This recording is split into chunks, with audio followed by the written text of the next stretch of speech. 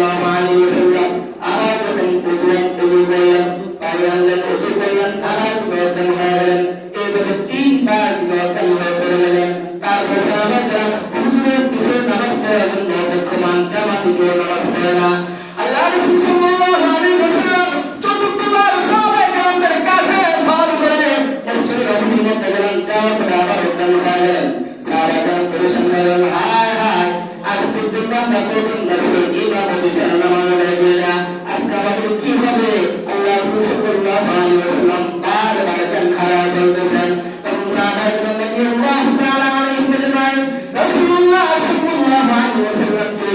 আবার কাঁধে ভর করে মসজিদের অভিমুখে মধ্যে নিয়ে গেলেন নিয়ে যাওয়ার পর আল্লাহ রাসূল সাল্লাল্লাহু আলাইহি ওয়াসাল্লাম বলু আবা বকর আবু বকর রাদিয়াল্লাহু তাআলা কাঁধে দিলেন তুমি নামাজ পড়ে দাও আমি তোমার পিছনে নামাজ আদায় করব সুবহানাল্লাহ এত অসুস্থ থাকা সত্ত্বেও আল্লাহ রাসূল জামাত করেন না আমাদের কোনো ওযর নাই কোনো পেরেশানি নাই বলতে আমরা বসে আদম বসে দিই তোমাদের বসিবা একটা মিনিমাম জায়গায় বাস বড় নামাজ ঘরে পড়ে দেই লাম তুকবাল সালাত নামাজ আল্লাহ কবুল করবেন না একটা ওযর থাকতে হবে আপনার কোনো ওযর নাই কোনো সমস্যা নাই তাহলে মসজিদে কেন আসেন না কি সমস্যা আপনার বাড়ির মসজিদ বাড়ির মধ্যে মানুষের সংখ্যা প্রায় 100 জন আশেপাশে বাড়ির মধ্যে মানুষের সংখ্যা 200 জন মসজিদের মধ্যে ফজরের সময় এশার সময় মাগরিবের সময় অন্য হাইস্কুলে 20 জন উপস্থিত হয় কোনো ওযর নাই আমাদের কোনো কাজ নেই আল্লাহর কাছে জবাব দিতে হবে আল্লাহর কাছে আমাদের জবাব দিতে হবে মসজিদ বানাইছেন এই মসজিদ কাল হাসরের মধ্যে দাঁড়িয়ে যাবে আল্লাহর কাছে মসজিদের জবান খুলে যাবে আল-ইয়াওমা নাখতিমু আলা আফওয়াহিহিম ওয়া তুকাল্লিমুনা আইদিহিম ওয়া তাশহাদু আরজুলুহুম বিমা কানু ইয়াকসিবুন কাল হাসরের কিয়ামতের ময়দানে আমাদের জবান মুখে বন্ধ হয়ে যাবে হাতের জবান খুলে যাবে চোখের জবান খুলে যাবে পায়ের জবান খুলে যাবে যারা জীবনে কথা বলতে পারে না মসজিদের জবান খুলে যাবে আল্লাহর কাছে সাক্ষী দিবে আল্লাহ তাআলা আমাকে সিজদা দেওয়ার জন্য আপনাকে সিজদা দেওয়ার জন্য বানিয়েছে তারা সিজদা দেয় নাই যথাসময়ে নামাজ আদায় করে নাই অযথা অলসতা করে তারা ঘরে বসে শুয়ে আছে আল্লাহ পাক রব্বুল আলামিন কোরআনুল কারীমের মধ্যে বলেন ওয়াইলা ক্বামু ইলা-স-সালাতি ক্বামু কুসালা ইউরাউনা আন-নাস ওয়া লা ইয়াযকুরুল্লাহা ইল্লা qalila মুযাবযাবিনা বাইনা যালিকা লা ইলাহা উলাই ওয়া লা ইলাহা উলা আল্লাহ রাসূল সাল্লাল্লাহু আলাইহি ওয়াসাল্লাম বলেন নামাজ মানুষের দুয়ার কারণ আবার নামাজ কখনো মানুষের বদদুয়ার কারণ নামাজ কখনো দুয়ার কারণ নামাজ কখনো বদদুয়ার কারণ আল্লাহ রাসূল সাল্লাল্লাহু আলাইহি ওয়াসাল্লাম বলেন যে ব্যক্তি সুন্দর মতন ওযু করে বিশুদ্ধভাবে নামাজ আদায় করে এবং পুঙ্খানুপুঙ্খানুভাবে আল্লাহর হুকুমগুলো মেনে চলে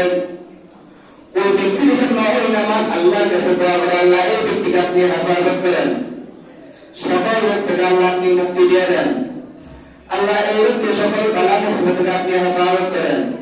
আল্লাহ এই ব্যক্তিকে হাত দিবেন বালা মুসিবত থেকে আপনি হেফাজত করেন আর নামাজ আসতে হবে তাড়াহুড়া করে আমি নামাজ আদায় করি তখন এই নামাজ কি হবে আল্লাহর কাছে দোয়া করবে পুরা যেমন একটা মানুষ পুরান হয়ে গেলে মানুষ কাটি বললে শিক্ষা বলা তারা দেয় এই নামাজ পড়ে যখন তাড়াহুড়া করে আমরা নামাজ আদায় করবো খুশুর সাথে নামাজ আদায় না করবো তখন এই নামাজ পড়ে শিক্ষা বলে আমাদের নাকে মুখে মেরে দিবে ব্যক্তির নামাজ পড়ে কোনো দরকার নাই কারণ তুই যেভাবে নামাজ পড় যেটা হলো মুনাফিকদের নামাজ এটা হলো মুনাফিকদের নামাজ বর্তমানে আমরা নামাজ পড়ি মাশাআল্লাহ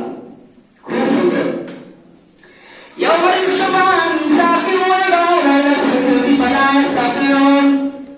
যারা ঠিক মতন রুকু করে না ঠিক মতন সিজদা দেয় না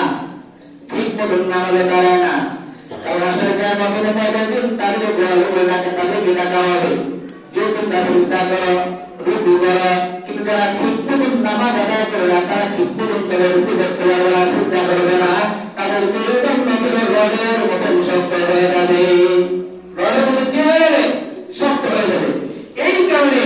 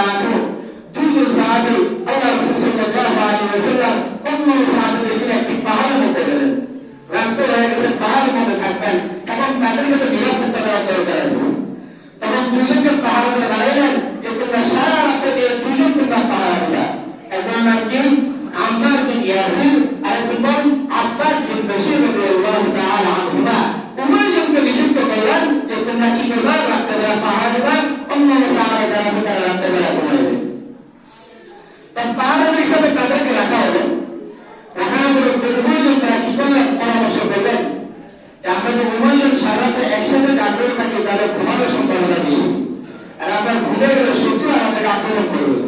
তাহলে কি করতে পারি আমরা? আমরা এটা করতে পারি যে একজন জাগ্রত থাকবো, আরেকজন ঘুমিয়ে দেব। একজন জাগ্রত থাকবো, আরেকজন ঘুমিয়ে দেবে। তখন উভয়ের পরামর্শ করে হযরত আম্মার বিন ইয়াসির রাদিয়াল্লাহু তাআলা তিনি ঘুমিয়ে পড়লেন। আম্মার বিন ইয়াসির রাদিয়াল্লাহু তাআলা তিনি কি করলেন? ঘুমিয়ে পড়লেন।